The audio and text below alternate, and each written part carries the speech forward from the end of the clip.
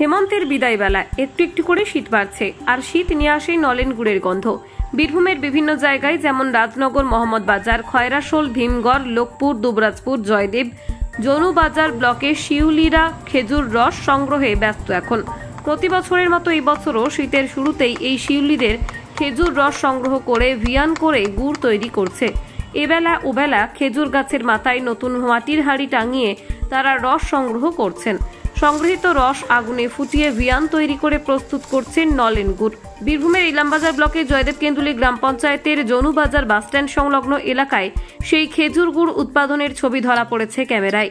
গুড় প্রস্তুত করছেন স্বপন দাসের সঙ্গে আরও তার সঙ্গী সাথী শিউলিরা। পাশ দিয়ে পেরোলেই সেই মন কাড়া গন্ধ। আর বোলপুর এলাকার বিভিন্ন মিষ্টির দোকানে যেমন ইলামবাজার, দুবরাজপুর দেদার বিকচ্ছে নলেন গুড়ের রসগোল্লা ও বিভিন্ন জাতীয় মিষ্টি। সাংবাদিকদের মুখোমুখি হয়ে শিউলি স্বপন দাস কি বললেন, চলুন আপনাদেরকে শোনাবো। জয়দেব কেন্দুলি থেকে জয়ন্ত মণ্ডলের রিপোর্ট, বীরভূম। আমরা কাজটা করছি ছোট থেকে, মোটামুটি 5 বছর ধরেই করছি। আমাদের বয়স থাকতে মোটামুটি 15 বছর যখন বয়স থাকে তখন থেকে করছি কাজটা।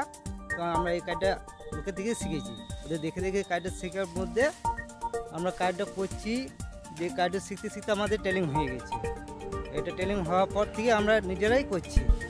এটা করছি আমরা নাই করে মোটামুটি 5 বছর ধরে করছি এই কাজটা, নিজেরাই করছি।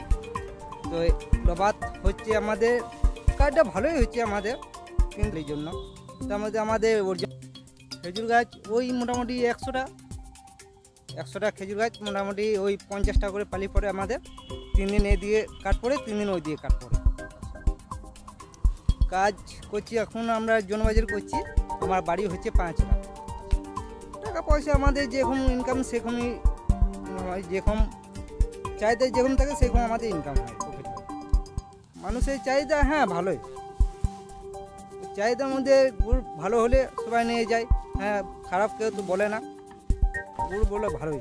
হ্যাঁ, সবাই তো খেয়ে দেখেছে, কেউ আজ পর্যন্ত কেউ বদনাম করে দিয়ে যায় নাই না, এই ধরনা হয় না, এই শীতের সময় হয়।